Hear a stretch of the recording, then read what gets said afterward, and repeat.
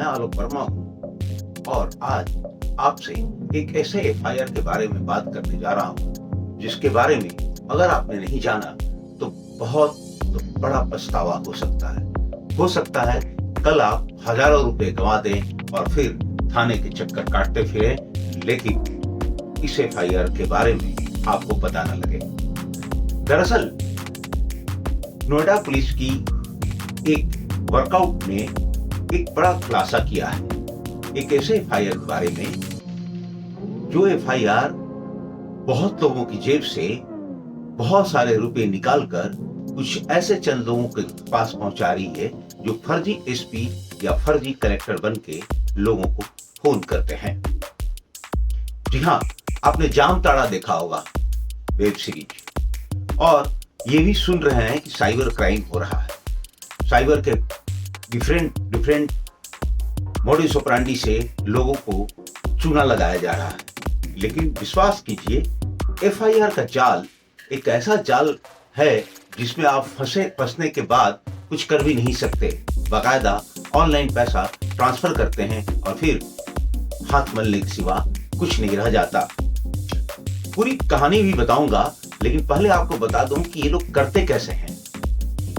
आपके पास अगली बार कभी किसी एसपी, कलेक्टर या किसी भी थाने से फोन आए और वो आपके एफआईआर आपके द्वारा दर्ज की गई या आपके खिलाफ दर्ज हुई एफआईआर के बारे में बात करे और निगोशिएशन की कोशिश करे कि वो इसमें कार्रवाई करा देगा, आपके विरोधी को गिरफ्तार करवा देगा या आपके एफआईआर की इन्वेस्टिगेशन में तेजी ला देगा, तो सावधान हो जाइएगा।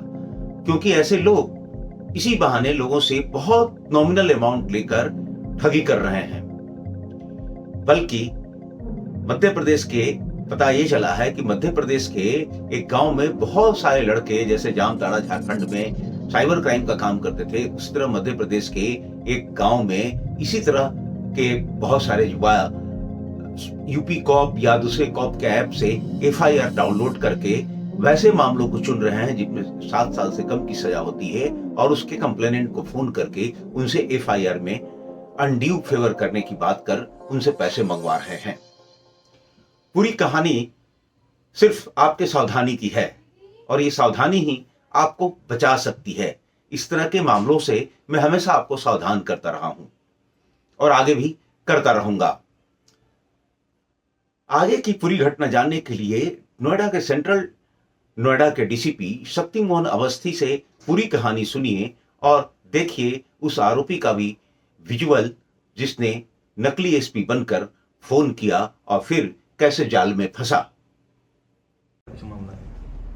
2 दिन पहले सोशल मीडिया पर एक ऑडियो क्लिप आया था जिसमें एक व्यक्ति पुलिसकर्मी बनकर कुछ एक वादी से पैसे की डिमांड करता था। तुरंत ही घटना का संज्ञान लेकर वादी की तरीके पर स्वतंत्र धाराओं में मुकदमा दर्ज कराया गया और जब पाया गया तो उसमें जो व्यक्ति था वो ओरछा का रहने वाला व्यक्ति, उसका नाम धीरेन्द्र यादव है।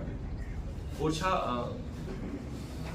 यूपी और एमपी के बॉर्डर में कानपुर के पास और ललितपुर के पास एक छोटा जनपद है, वहां से इसकी गिरफ्तारी हुई। ये वहां पे एक गिरोह की तरह काम करता है। ये लोग का मुख्य मॉडस ऑपरेंडी ये है कि ये लोग यूपी कॉप ऐप जो एक ऐप है उसमें एफआईआर अपलोडेड होती है, तो उनकी एफआईआर ऑनलाइन निकाल कर और ऐसे मुकदमे जहां पर जनरली अरेस्टिंग कोर्ट के आदेश से नहीं की जाती या ऐसे मुकदमे जहां उनको लगता है कि बहुत ही अर्जेंसी है, जैसे 366 के मुकदमे, इस तरह के कुछ चुनिंदा मुकदमे छाट कर ये लोग वादी को कॉल करते थे और मुकदमा एक्सपेडाइट कराने के नाम पर उससे 3 से 5 हज़ार रुपए की डिमांड करते थे। ये डिमांड ये लोग कई बार मुकदमा एक्सपेडाइट कराने के नाम पर, कभी ये जल्दी गिरफ्तारी कराने के नाम पर, कभी गिरफ्तारी कराने के नाम पर, कभी किसी खर्चे पाने के नाम पर, ये अलग अलग बहानों से 3 से 5 हज़ार रुपए ये लोग कलेक्ट करते थे। और ये लोग अपने पर्सनल नंबर से कॉल नहीं करते थे।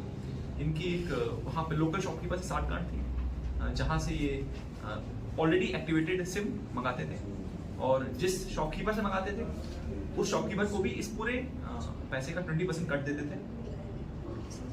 उस जगह पर और भी इस तरह के गिरोह काम कर रहे हैं और हमने उसमें से कुछ लोगों को वांछित किया है।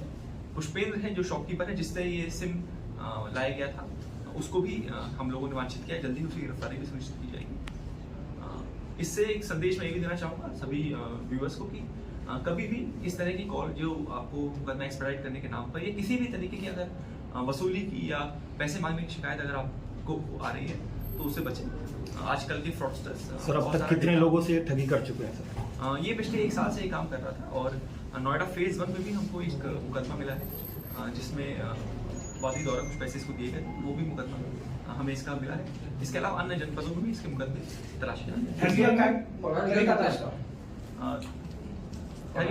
ठगी का तरीका यूपी कॉप ऐप से FIR नंबर और फोन नंबर वादी का डाउनलोड करके कॉल करके उनको एक मुकदमे पर एक्सपेडाइट कराने के नाम एसपी या जिला कलेक्टर के नाम से कुछ ऐसा सुना है क्या? ये लोग खुद को क्लेम करते थे कि पुलिस से हैं या कलेक्टर हैं या जिला प्रशासन में कोई बड़ी पद पर है, अलग अलग पद के नाम यूज करता था और आमतौर पर ये जो व्यक्ति है ये उन जिलों में कॉल करता था, उन जिलों के FIR डाउनलोड करता था जो इसके मूल जनपद से दूर।